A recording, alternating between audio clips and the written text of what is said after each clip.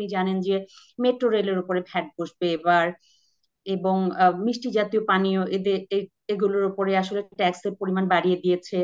এবং ভৌত অবকাঠামোর উপরে 3 বছরের একটা ট্যাক্স হলিডে ফ্যাসিলিটি ছিল, সেটা এই জুনের 30-এ শেষ হয়ে যাচ্ছে, সেটাকে আর এক্সটেন্ড করছে না ইন্ডিয়ার। মুঠোফোনের বিষয়টা আমি একটু ক্লিয়ার করি যে মুঠোফোনের কিন্তু যেটা সিম ইউজ করে কথা বলা এবং ইন্টারনেট, এই দুটোর উপরে ট্যাক্স বাড়ানো হয়েছে এবং সিমের উপরও বাড়ানো হয়েছে ট্যাক্স। কিন্তু এবার বাজেটে একটা ইন্টারেস্টিং জিনিস দেখলাম যে কোনো ধরনের কর অব্যাহতি কিন্তু নতুন করে দেয়া হয়নি। হুম হুম স্পেশালি ভ্যাট, যেটা ডোমেস্টিক ভ্যাট বলে, যে বা স্থানীয় পর্যায়ে যে কালেকশন, যেটাতে আপনার মূল্যস্ফীতি বাড়ে এবং দ্রব্যমূল্যের ঊর্ধ্বগতির জন্য দায়ী করা হয় ভ্যাটকে, সেই হুম হুম ভ্যাটে কিন্তু নতুন করে কোনো অব্যাহতি দেয়া হয়নি। যে এটা হচ্ছে দুই মুখী একটা ছুরির মধ্যে আছে জাতীয় রাজস্ব বোর্ড। রিগ্রেসিভ ট্যাক্স কিংবা ইনডাইরেক্ট ট্যাক্স যেটাকে বলি, পরোক্ষ কর, পরোক্ষ করের বোঝা আস্তে আস্তে যদি না কমিয়ে আনে, তাহলে কিন্তু সহনীয় করের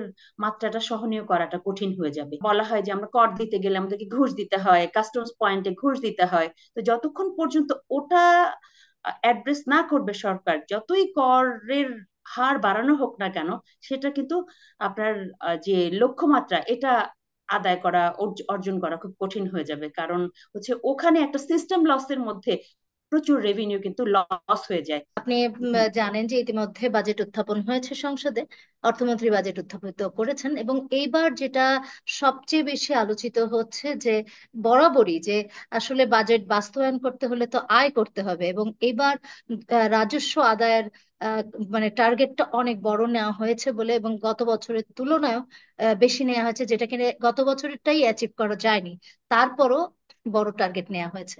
সো আপনি কি মনে করছেন যে আসলে রাজস্ব বাজেটটা কেমন হলো? এবারের রাজস্ব বাজেট আপনি যথার্থই বলেছেন যে অনেক বড় একটা বাজেট নিয়েছে, এবং আগামী অর্থ বছরে, গত অর্থ বছরের টার্গেটই এখনো মিট করতে পারবে কিনা সেটাই আনসার্টেন। কিন্তু এবার বাজেটে একটা ইন্টারেস্টিং জিনিস দেখলাম যে কোনো ধরনের কর অব্যাহতি কিন্তু নতুন করে দেয়া হয়নি। হুম হুম স্পেশালি ভ্যাট, যেটা ডোমেস্টিক ভ্যাট বলে, যে বা স্থানীয় পর্যায়ে যে কালেকশন, যেটাতে আপনার মূল্যস্ফীতি বাড়ে এবং দ্রব্যমূল্যের ঊর্ধ্বগতির জন্য দায়ী করা হয় ভ্যাটকে, সেই হুম হুম ভ্যাটে কিন্তু নতুন করে কোনো অব্যাহতি দেয়া হয়নি। হুম সেক্ষেত্রে অব্যাহতির পরিমাণ যেহেতু কমিয়ে এনেছে, এবং আমাদের আইএমএফ এর শর্ত অনুযায়ী কিন্তু ট্যাক্স অব্যাহতি আস্তে আস্তে কমিয়ে আনতে হবে, সেক্ষেত্রে কিন্তু আমাদের ট্যাক্সের যে টার্গেট মিট করা, এনবিআর টার্গেট মিট করা, আমার মনে হয় না যে এই বছর খুব একটা কঠিন হবে। টার্গেট মিট করার জন্য যা কিছু বাজেটে ট্যাক্স মেজার নেয়ার কথা, সবই এনবিআর এর কাজ মোটামুটি নিয়েছে। এবং কর অব্যাহতি সংস্কৃতি থেকে আস্তে আস্তে গ্র্যাজুয়ালি চলে আসতেছে। আপনি জানেন যে মেট্রো রেলের উপরে ভ্যাট বসবে এবার, এবং মিষ্টি জাতীয় পানীয় এগুলোর উপরে আসলে ট্যাক্সের পরিমাণ বাড়িয়ে দিয়েছে। এবং ভৌত অবকাঠামোর উপরে 3 বছরের একটা ট্যাক্স হলিডে ফ্যাসিলিটি ছিল, সেটা এই জুনের 30-এ শেষ হয়ে যাচ্ছে, সেটাকে আর এক্সটেন্ড করছে না ইন্ডিয়ার। তো সেক্ষেত্রে আসলে কর আদায়ের ক্ষেত্রগুলো কিন্তু তৈরি হয়েছে। এবং আচ্ছা। আপনার যে দ্বিতীয়, জি, হুম। এবং এছাড়া আপনার যে যে দ্বিতীয়, মুঠোফোনে ইন্টারনেট খরচ বা মানে মুঠোফোনে কথা বললে ইন্টারনেট খরচও বাড়িয়ে দিয়েছে, এটা তো সাধারণ মানুষের উপরে ইম্প্যাক্ট, এবং ডিজিটাল বাংলাদেশ যেটা বলা হচ্ছে সেটা তো বলবো আমি নেগেটিভ ইম্প্যাক্ট পড়বে। আপনি কি বলেন?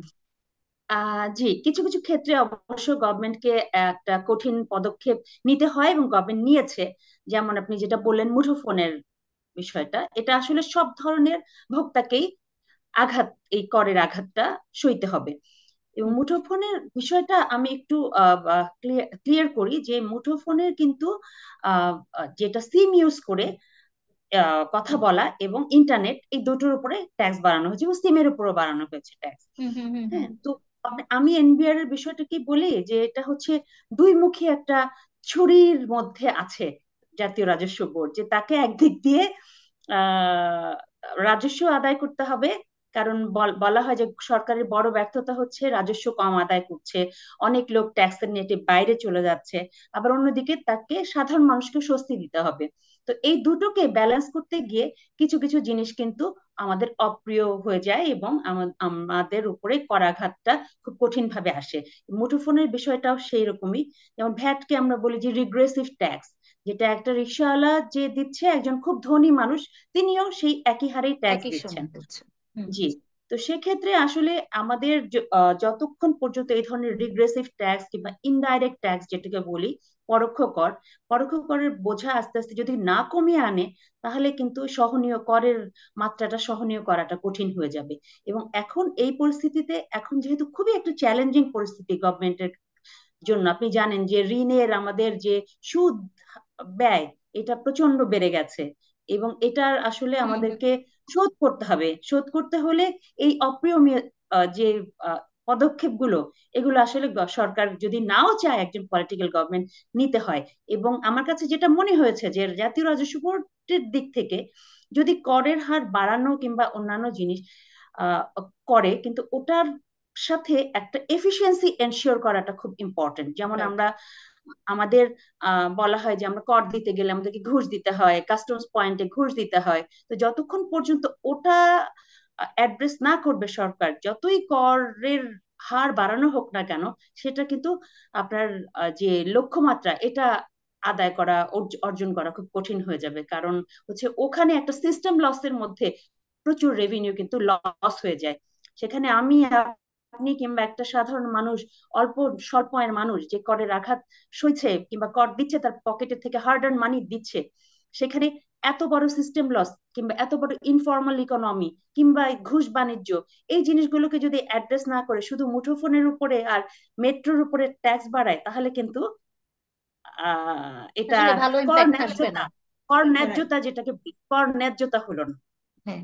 এবার আমি একটু জানতে চাচ্ছিলাম যে ওই যে যেটা ফার্স্ট এভার প্রসপেক্টিভ ট্যাক্সের বিষয়, এটা যদি একটু বলতেন জি যে জি। প্রথমবারের মতো করছে, এটার ফলে নেতিবাচক ইম্প্যাক্ট কি মনে হচ্ছে আপনার কিছু পড়বে? না, এটা আসলে নেতিবাচক ইম্প্যাক্ট না। 2017 সালে একবার রাজস্ব বোর্ড চেষ্টা করেছিল যে প্রসপেক্টিভ ট্যাক্স রেট একটা করতে পারে কিনা। এটা আসলে আমাদের যে বিনিয়োগকারী, যে ফরেন ডিরেক্ট ইনভেস্টর যারা আছে, বিদেশি বিনিয়োগ এবং লোকাল ইনভেস্টর, সবারই একটা দাবি ছিল দীর্ঘদিন ধরে। কারণ হয় কি, এক বছরের ট্যাক্স রেট যখন একটা ব্যবসা প্ল্যান করে, তখন এটা যখন তার পরের বছর কি চেঞ্জ হয়ে যায়, তখন কিন্তু সেই ব্যবসার আয় ব্যয় খরচ এগুলো সমস্ত হিসাব আবার নতুন করে করতে হয়। তো প্রসপেক্টিভ ট্যাক্স রেটটার আসলে খুব একটা নেগেটিভ ইম্প্যাক্ট আমি দেখি না। এটা আসলে একটা ইনভেস্টর ফ্রেন্ডলি একটা স্টেপ আমার কাছে মনে হয়। যে এই বছর যেই কর হার, যেমন কর্পোরেট ট্যাক্স রেট আপনি জানেন যে 2.5% কমিয়েছে for non hmm. Hmm. Listed companies. Hmm. So এই কর হারটা হয়তো সামনের অর্থ বছরও বজায় থাকবে। তার মানে আমি যদি একটা ব্যবসা প্রতিষ্ঠানের মালিক হই, আমি আমার কর হারটা, ওটা আমি প্রজেক্ট করতে পারি। সেই হিসাবে আমার ব্যবসার খরচ কত হবে, অপারেটিং কস্ট কত হবে, সেটা আমি হিসাব করে বের করতে পারি। কিন্তু সামনের অর্থ বছর যদি দেখি আবার 1 লাফে 3 গুণ বেড়ে গেছে আমার করের হার, তখন আমাকে আবার নতুন করে সবকিছু সাজাতে হয়। তো প্রসপেক্টিভ ট্যাক্স রেট আসলে ইন্টারন্যাশনালি একটা খুবই বেস্ট প্র্যাকটিস, একটা মেজার। এবং এটা যদি এটা কি ঠিকভাবে ফরেন আমাদের ডিরেক্ট ইনভেস্টমেন্টের উপরে কোনো রকম প্রভাব পড়বে কিনা? না, একটা ক্ষেত্রে হয়তো হতে পারে, যেটা বলা হয় যে আমাদের দেশের কর্পোরেট ট্যাক্স রেট খুব হাই অলরেডি। তো এবং গ্র্যাজুয়ালি প্রতি বছর একটু একটু করে কমিয়ে আনা হচ্ছে।